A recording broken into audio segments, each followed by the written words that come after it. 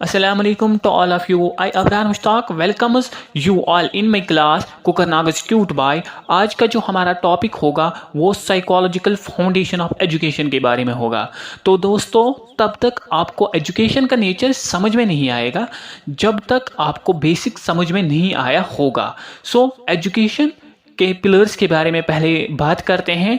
Education इसके pillars, number first philosophy, number second sociological या society के बारे में, और नंबर थर्ड साइकोलॉजिकल, और नंबर थर्ड टेक्नोलॉजी।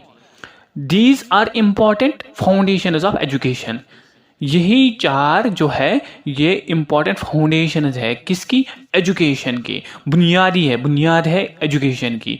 तो जो आपको एजुकेशन, तो जब आपको एजुकेशन को अच्छी तरह से अंडरस्टैंड करना है, you must know be the philosophy little bit so that you can apply the philosophy in the education. You must know what is society all about. Another is very important psychological foundation of education. देखें, हम कहते हैं ना आज के दौर के ज़माने में उस्ताद की डिफिनीशन ये है कि जब तक वो एक फिलोसफर, सोशोलॉजिस्ट, साइकोलॉजिस्ट और टेक्नोलॉजिस्ट ना हो तब तक उसे हम उस्ताद नहीं कहते। आज की दौर की डिफिनीशन यही है।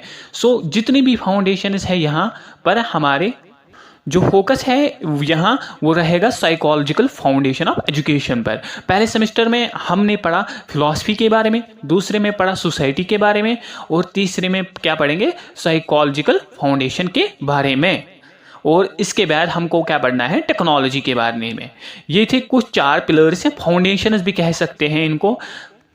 जहाँ तक एजुकेशन स्टूडेंट की बात की जाए, I am also the education student, you are also the education student. One must know these four basic foundation of education. अब हमारा जो टॉपिक है वो है psychological foundation of education. You don't have to study here the pure psychology but you have to study here the applied part. Before we understand fully what is psychological foundation of education, one must know what is psychology. पता होनी चाहिए ना एक बंदे को psychology actually में किसको कहते हैं।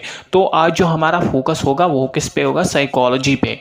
What is psychology? अगर हम ऑरिजिन इसका ट्रेस करेंगे तो it is the part of philosophy.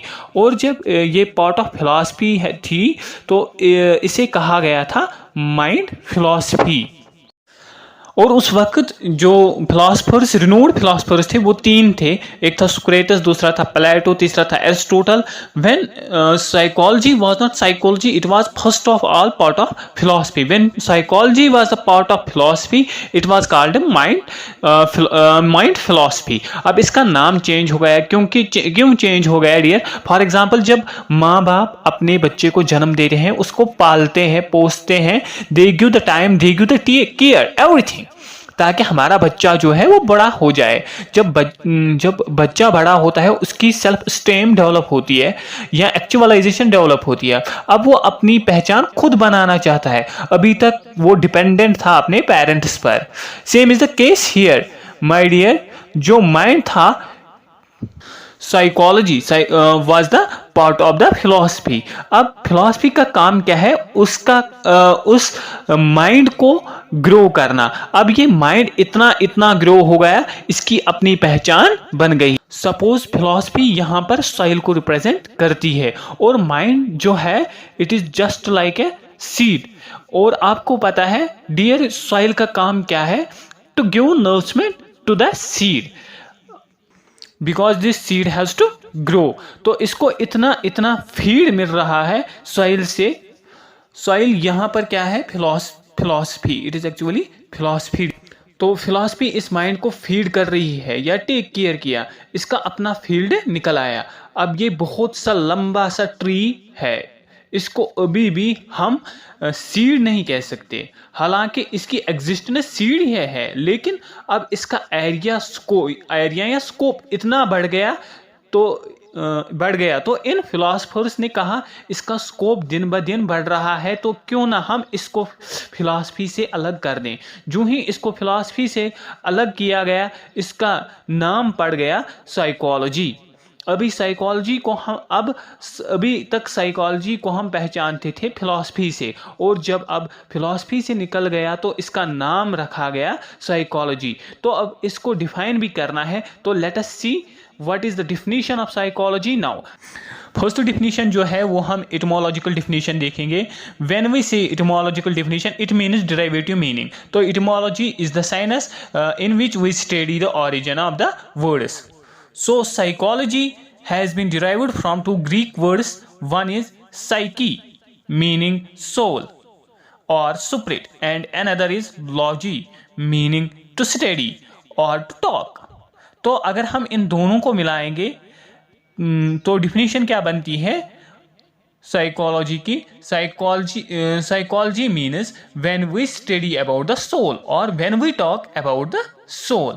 But my dear, you know what, this definition has been rejected because लोगों ने कहा सोल जो है it is a mysterious concept, it is not easily understandable और it is beyond our comprehension. जब हम soul की बात करें, you can not see the soul, you can not touch the soul, you can not experiment on the soul, but soul is real concept. Soul is actually metaphysical concept. तो लोगों को ये नहीं समझ आता था what actually soul is. So my dear, this definition has been rejected. अगर इसको रिजेक्ट किया गया है then what is the definition of psychology? Next definition जो थी, psychology is the study of mind. अगर हम हिंदूज का लिटरेचर देखेंगे ना, वो कहते हैं just like sense organs mind is the sixth sense organ. और किसी फिलोसफर ने यह भी कहा है mind is just like a heart that is used for thinking purpose. तो ये सारे जो नोशंस जो है ना वो डिस्कार्ड कर दिए गए। अगेन वो इसी बात पर पहुंचे कि माइंड भी एब्स्ट्रैक्ट थिंग है, तो इस डिफिनीशन को भी रिजेक्ट कर दिया गया। और देखें, अक्सर हम कहते हैं ब्रेन और माइंड सेम है। No, it is different. Brain जो है बॉडी का एक फिजिकल पार्ट है, जो फिजिकल पार्ट है, it is the physical part of the body. You can touch the brain, you can see the brain, you can operate the brain. Brain के जो function है like thinking, perception, sensation, attention etcetera collectively is called as mind. But this definition has also been rejected by so many psychologists, philosophers, because mind को हम देख नहीं सकते. It is again the vague or ill-defined concept. So this definition has also been rejected. How many definitions were rejected? तो कितनी आई? 2. एक soul, दूसरा mind. Because न सोल को देख सकते हैं, न माइंड को, न टच कर सकते हैं, न उन पर एक्सपेरिमेंट कर सकते हैं। That is why these two were rejected. तीसरी डिफिनीशन जो है, psychology is the study of consciousness. इसको भी रिजेक्ट किया गया क्योंकि माइंड में खाली कॉन्शियस पार्ट नहीं होता है। माइंड में हमारे 3 हिस्से होते हैं, कॉन्शियस, प्रीकॉन्शियस एंड अनकॉन्शियस। तो कहा जाता है साइकोलॉजी को अगर पढ़ना चाहिए तो we have to go deep into the mind, that is unconscious part. तो खाली साइकोलॉजी कॉन्शियस पार्ट को स्टडी नहीं करती, साइकोलॉजी प्रीकॉन्शियस और अनकॉन्शियस पार्ट को भी स्टडी करती है।